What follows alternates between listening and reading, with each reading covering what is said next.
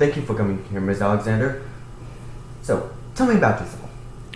Well, I've been an administrative professional for over 20 years. Throughout that time, I've worked in many different industries. Each job I had taught me something that I was able to use in my next job.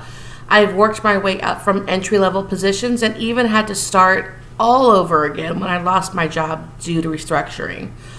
I take great pride in my work and my reputation, and as such, I settle for nothing less than the best that I can do. I look forward to new challenges and opportunities to strengthen or build my skill sets. I enrolled in college immediately after high school, but youth and changes in what I wanted for my future kept me from completing my bachelor's degree until just recently. I am now just one class away from completing my bachelor's degree in applied leadership, and I'm now considering a master's in organizational leadership. Interesting.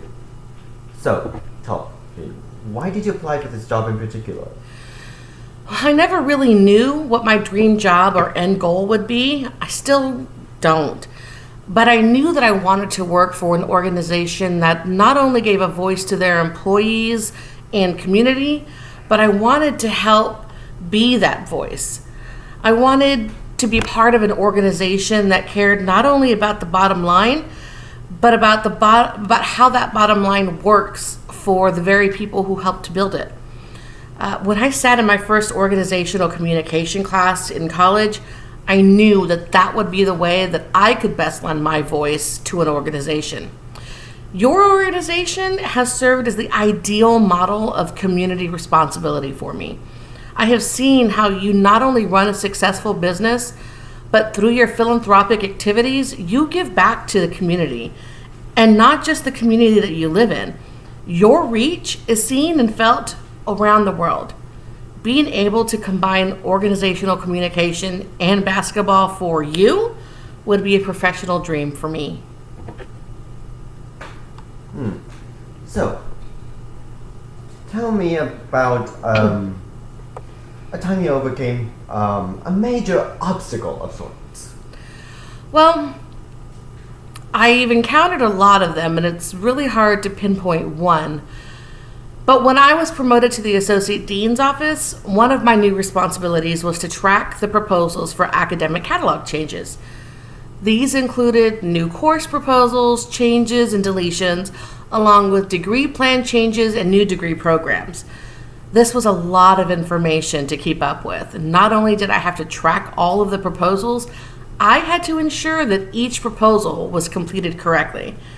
That means editing faculty. When I was just learning the catalog process, I came across one proposal that was being worked on. The dean at the time came over and asked my boss, the associate dean, to make sure that this new degree proposal was written in a way that it would be approved. So when my boss took a look at the draft proposal, she noticed it was nowhere near being ready to review. She had me meet with a faculty member who was writing the proposal to explain what they were missing and what areas needed to be improved. Unfortunately, the closer we looked at this draft, the more we realized it needed so much more work. So one of our advisors and program coordinators was an attorney and in her former professional life. So my boss asked me to bring her in to help us get this proposal written. Together, we worked on a game plan to present to the faculty member a simple list of information we needed in order to complete the proposal. We sent them the list. We received bits We received bits and pieces of information in return. It took us months to get enough information together to put together another draft. Eventually, we had to go back to the associate dean to let her know that this particular faculty member was not devoting the time to the proposal that we needed. This made us ask another faculty member to step in. They answered all of the remaining questions that we had. And much of this was some of the most important information, like the list of classes involved in the major and the matriculation guide. Together, the three of us, me, the advisor, and the new faculty member, put together a proposal that would go through the approval process and become an official degree offered by our college. Through this process, I learned that I had the ability to not only learn something new in a very short amount of time, I could learn it sufficiently to be able to help create a proposal filled with information I had no idea ever existed previously. And I learned that being part of a dedicated, effective team is sometimes the only way to get a project completed.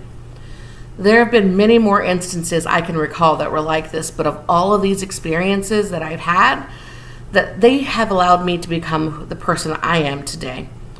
Of course, it would be nice if everything was always done correctly, if people were always responsive on projects that they put together, but if things came together so perfectly all the time, there's never that opportunity for you to be challenged, to go beyond your limits, or to realize your capacity for learning something you never thought you would or could. Thank you for that inspiring philosophical speech you gave me. However, speaking of experience, we do need to know what your strengths and weaknesses are. So how about we start off with the strengths? I am a strong communicator and leader. I have been able to build, cultivate, and maintain relationships with colleagues, community members, alumni, distinguished guests, and the media. In every job I've had to communicate in one form or another. I knew nothing about cable and telecommunications when I began working for Time Warner Cable, but I learned quickly and I earned the trust of the employees. I was able to relay information from upper management to the technicians and customer service reps doing the work on a daily basis. I managed the escalated customer complaints and was able to successfully resolve most issues without leaving customers feeling as though they were unheard. My first year at TAMUCC was a complete eye-opener. Higher ed worked like nothing I had ever experienced, but in the first year, I was able to not only learn all of the new processes and procedures of the college, I was asked to consider a promotion. I turned it down because I felt I needed to learn more before I took a leap like that, which I did a year later, and then again 3 years later. I firmly believe that my ability to effectively communicate and learn new processes, procedures, and software are my greatest strengths. And what about your weaknesses? Well, like anyone, I don't like thinking about my weaknesses, but it's something I try to reflect upon often, so I continually work on my own professional development. One of the areas in which I'm trying to develop is in staff management. Quite often, I've had to be in charge of leading a team, but very rarely have I ever been in a position to manage a group of staff other than part-time student workers. I now have that opportunity to manage employees and distribute tasks among the team members. Because I've usually worked on my own or with small teams, I've been used to having my own set of tasks either assigned to me by myself or another team leader, and completing them in a timely manner. But I think I need to work on being able to not only delegate tasks to my employees or group members, but keeping them accountable for the tasks they need to complete. When others fail to complete tasks, I usually take them on myself.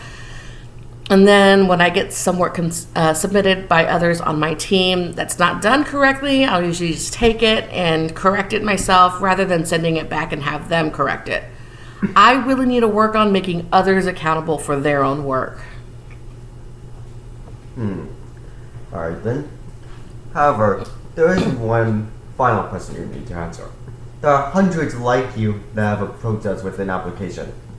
So why should we hire you in particular? What makes you unique? Well, I think that what makes me unique is my experience throughout the last 20 years. My experience in helping current and former managers communicate the vision and goals of our organization has given me the ability to do the same for your organization. My education has helped me understand the importance of effective messaging and knowing that communication is not only what you say, but what you don't say and how you say it. Between my experience and my education, I feel that I would be an asset to your organization for many years to come. Thank you for your time today, Mr. Alexander.